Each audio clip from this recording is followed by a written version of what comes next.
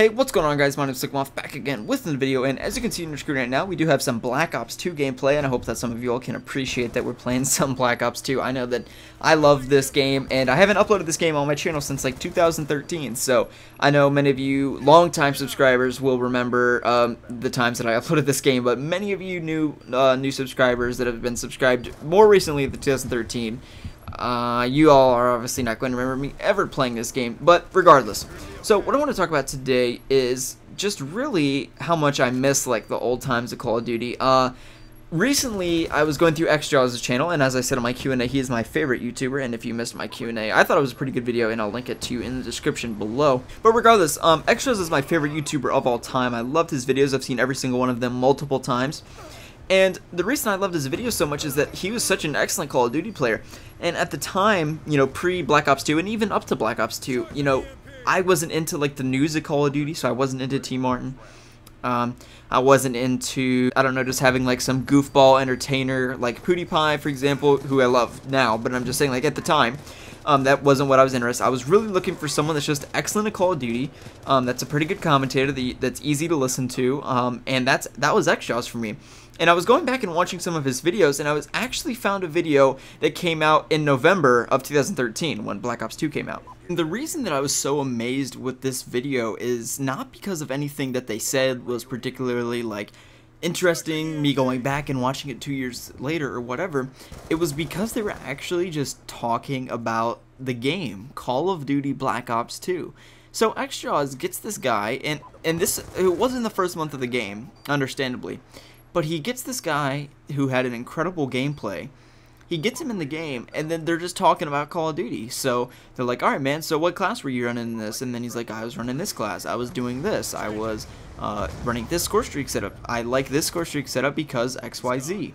And that right there, those kind of videos are actually what made me want to become a YouTuber. And even though they're not as intriguing to me now in like a game like Call of Duty Advanced Warfare, just because there isn't the viewer base for them, and you know, it's just not something that I'm particularly interested in doing.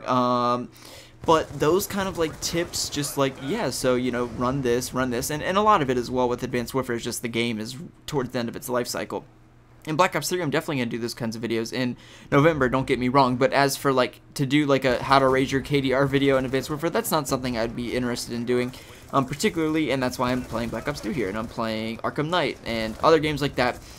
But that's a side tangent. My point is, it's so interesting how they would just chat about the game, and like I said, that's the real reason that I wanted to become a YouTuber in the first place, is videos like that, just giving tips and tricks generally about Call of Duty. I know for me personally, I really missed those days, and even though they inspired me to become a YouTuber, and that's what I was planning to do the entire time that I started, that's something I had a lot of fun with in MW3, but I feel like that's not as popular or as easy to do for a small YouTuber like me. It's much easier for someone like XJaws, who has a large audience outreach, to give general tips and tricks about the game. Partially as well, Call of Duty is such a aged franchise that many of the people already know how to play it. When a game like Arkham Knight comes out, that's a massive game that's completely new, it has new areas in the map, and there's all kinds of different things you can cover. You can cover Easter eggs, you can cover tips and tricks on how to beat certain missions, you can post walkthroughs of key points in the game, you can cover upload endings with no commentaries, like an ending to the game. I mean, you can get a ton of views and gain a huge audience just by posting something like that. But my point is, in the most recent Call of Duties, there hasn't really been as much of a need for that. I don't think, you know, in Black Ops 2 I would make videos all the time. I once titled a video, how to increase your accuracy, and that video got over 50,000 views in less than a month. It just tips and tricks, just telling people, hey, here's what you should do if you want to increase your accuracy. You know, I didn't have, you know, I'm not like linking people control freak codes, which I find hilarious when those big YouTubers always do that. They're like, the way you increase your accuracy is you just use my discount code. That's what you know. I'm just kidding. But actually, I'm not. That happens all the time. But I don't think I would be interested in doing that. I mean, if I got sponsored from Control Freaks, I would definitely do that. But anyway, side tangent. So my point being, I really just like, there's so much nostalgia for me watching YouTuber just as a consumer of YouTube videos, just watching Woody's gamertag talk about controlling the engagement and everything like that. And in my opinion, that was really just the golden age of Call of Duty gaming on YouTube, and just the tips and tricks era of just teaching you how to play the game. I mean, I know for me, this was my era that I actually watched the most because it was the most entertaining to me. And when I started in Modern Warfare 2, my very first Call of Duty, I was very atrocious. And the only thing that I really wanted more than anything was to be the person in the AC-130, not the one getting rained on by 105mm cannons, you know. And I think that we all had that feeling at one point or another playing Call of Duty, and I dare say that most all Call of Duty players at some point in their time watched a tips and tricks video from T. Martin or Ali A or whatever on how to raise your KDR, on how to be better, or whatever, something like that, because ultimately, in a game as competitive as Call of Duty, that's what's so fun about it, is that everyone is so good, and there's always someone that's better than you.